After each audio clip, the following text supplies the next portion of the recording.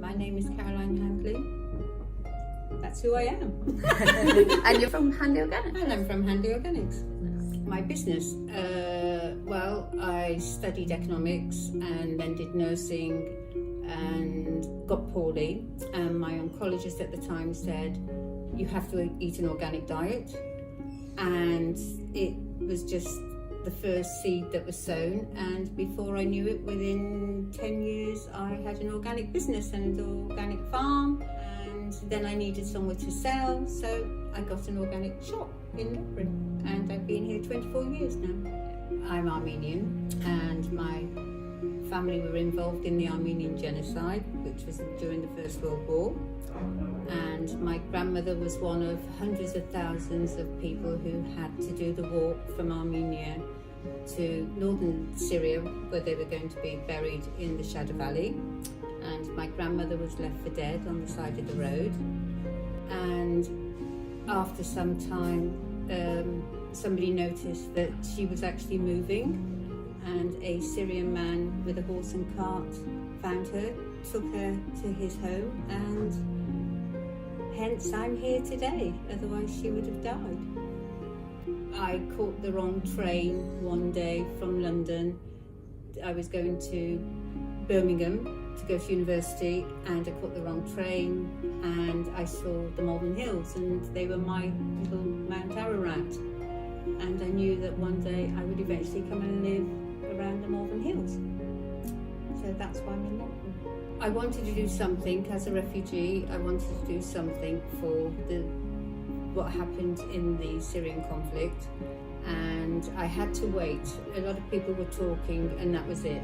But one day, when that young boy was fished out of the Mediterranean by a policeman, Alan, everything changed. People were coming into the shop, and it's all they could talk about. So it had an effect. Just one photograph, it's so powerful. And that was the day we started Ledbury Refugee Support. And so many people wanted to do so much stuff. And from there, we've been going nearly 5 years, I think. I can't remember the time.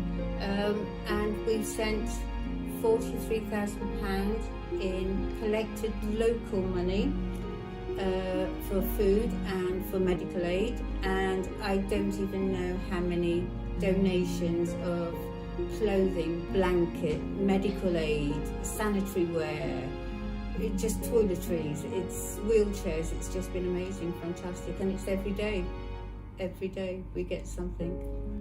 Food is a very big thing. When I was living in a refugee camp, the one thing that everybody talked about was food. Recipes, swapping this, swapping that. It's one thing that is international. You put food on a table and everybody's there and smiles, and even if you can't speak the language, there's something, there's a connection, which is wonderful. Yeah. I think when you move into a city and you're alone, and even if you are accompanied by another person, you are overwhelmed by the fact that nobody looks at you and you're just a face in the crowd. And when you walk into a small community, people want to know who you are. Who's that person living down there? And they integrate, and before you know it, you're talking, you make friends, it's much easier. And people do care because you've got a name and you're living in an area that people know, and you just, within a matter of time, you become part of a community. But in the city, you just get lost. A lot of the refugees, I think, come from small villages and from small towns, and for them to move into a big city is like going to another planet.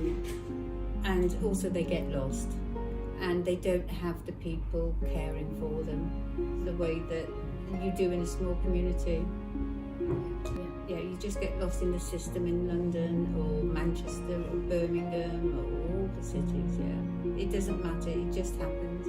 Peace, my hopes for the future are peace, integration and acceptance. Just accept other people, no matter what their religion, where they come from, the colour of their skin. Skin's 2 millimetres, underneath they're identical. They're just people from a different family. Yeah, that's all I hope for, is for peace.